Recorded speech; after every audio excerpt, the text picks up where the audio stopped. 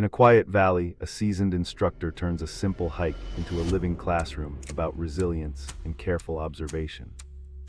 When a sudden drizzle arrives, the class shifts to map reading and shelter building, using wind direction and terrain to stay warm.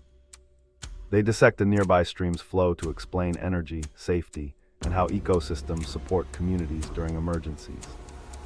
The final challenge is documenting findings in a field notebook, transforming instinct into evidence and sharing lessons without fear. By the end, students realize outdoor education couples skill with curiosity, turning every weather event into an opportunity to learn.